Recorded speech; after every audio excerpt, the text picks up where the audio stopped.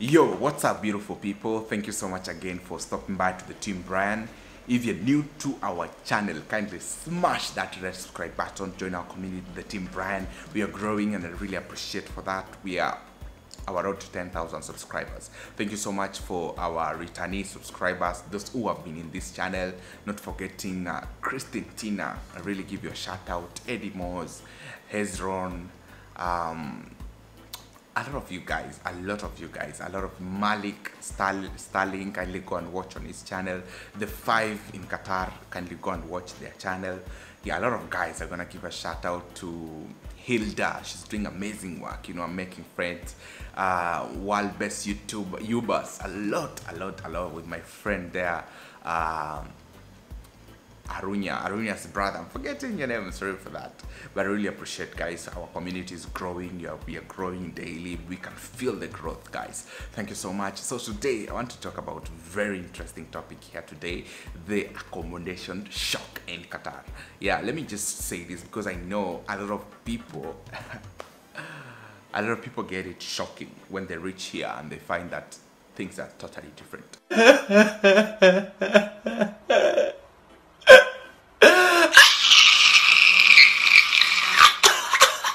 So when you're being employed to Kenya, from Kenya or from anywhere you are in the, I like saying Kenya, sorry for that. Remember, I'm a Kenyan, but I'm not trying to be biased. When you're employed from anywhere you are in this world to Qatar, let me just majorly say it Qatar or Middle East, I can't say. One thing that an agent who is employing you does not tell you, or a question that you will not ask, is the accommodation, like where you will sleep, where you will put your head, you know, or where you will live, your new home. So when you are moving from Kenya, this question is not there. When you reach here is when you are like, what's going on here, you know? Or, you know, it's happened so funny, like you are being told from Kenya or from anywhere you're coming from that you will maybe be 2 in a room, or at most 3, you know, and you're like, now you're comfortable about that. When you reach here, things are totally different. So what I'm trying to say is that you should be prepared when you're coming here to psychologically to just take it as it is, guys. If you took that job, take it as it is, because a lot of companies, or many companies, they will put you 6 or 7 in a room. It's a big room here. It's a big circulated room. It's a big room. You have air circulation. You have your private car space, but it's a big room. For those people who are afraid of staying with a lot of people in a room, that is going to be your new home for a very long time. So just be ready for that. So, and if you get it fairly, you're going to be 2 in a room. For example, where I work, yeah, if you get it fairly, you're going to be even alone in a room. You see, this is more fairly. But at most, I'm talking about the majority of us here who got us here, and your very first time is going to be even more worse, because you're going to get maybe 6 or 7 or 12 in a room, or in a hall. Let me call it in a hall. So some getting in a hall. The school life, you remember, guys, the school life, like it is a hall. Then you are like having a cube where you have your wardrobe, you have a table, honestly, your bed is there, and yeah, somewhere you can put your belongings. Some of them put things under the bed, you know, your bag. That is the struggle here. Your traveling bag under the bed, your uniforms you have to hang on, maybe on bed, or make you have to figure it out, like how are you going to do it. So at most, at badly, 12 people in a congested room is going to be more worse, you know. And you cook like the same kitchen. For those who cook, some companies offer food at work, you know, that is kind of different. But for those who cook, you're going to have a particular kitchen, so you have to be alert, like when to cook, when more people are not in the kitchen, or when you're not congested in the kitchen, because you may lack even a space. But the good thing is the specific, like 12 people are going to use in one kitchen, or 5 or 6 or 4, depending how you sleep. You're going to use a specific kitchen which is well spaced, so you're not going to sleep hungry because you missed where to cook. Forget about that. Another thing is shower and washroom, I can say. Yeah, so this shower and washroom, you're going to use it like 6 people. But where you live, like in a hall, a lot of people, for example, maybe labor comes, you're going to use maybe one particular one is a big one, like a public one, a lot of people. So for you, you have to be prepared for that. If you're umezoea privacy, is going to be really hard for you. You should be prepared psychologically. So another funny thing about it is, what am I forgetting? It is going to be even more good for those who maybe take both meals at work. You see, like anakula lunch and breakfast and at work, you know, things are going to be easy because you're only coming to sleep maybe and shower, and the washroom is going to be a tricky part of it. But for those people who get 2 meals or 3 meals at work, it's going to be more easier for you. So I'm telling you this to prepare yourself, guys, psychologically, to know where you're going, you know. Another thing more about it is, forget about being mixed up. You're not going to be mixed up like boys and girls in the same room. This happens when you're hustling, like, or you're living outside. You don't live in a company. Most companies, they will not most, all companies will not put ladies and men in the same house. What they're going, if it's a flat, they're going to put only ladies in the first floor, or ladies in the second floor, ladies in the first floor, second floor, then the rest are men.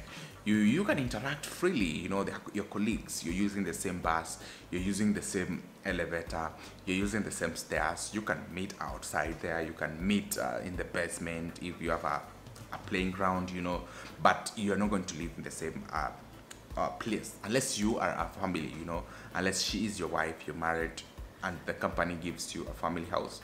Well and good. But if you are colleague, male and male, single, you're never going to live together unless you live outside there as your boyfriend, you know. And outside there, you can rent and live together, you know.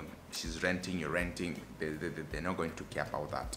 That is when the company is not offering you accommodation. They give you an option of living on your own. And if you want me to talk about living in your own, how it costs and how it entails, you can comment down in the comment section.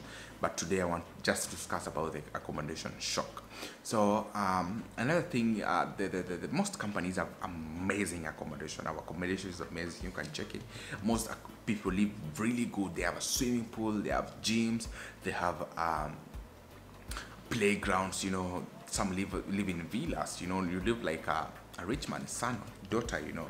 Some companies really live good, so you should not worry about that. Just do research, ask your friend about, I got this company, how is the accommodation? But accommodation should not stop you from flying and work into that particular company, because you have a goal. You're not going to live there forever. It's just a matter of time, you know. Yeah, you should not be afraid. Yeah, as much as there are worse accommodations, mostly in the outside suburbs there, for example, in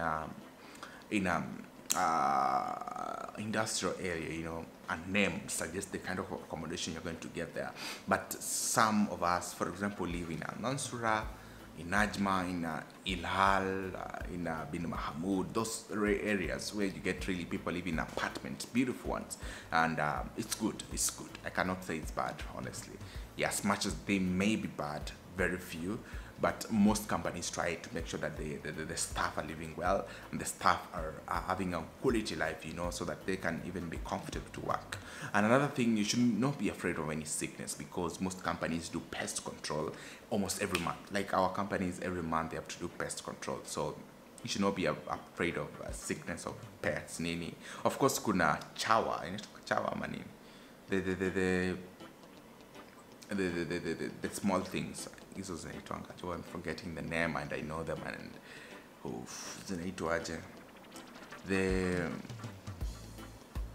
I'm talking about those small animals. You can relate them, forget the name totally, I know them.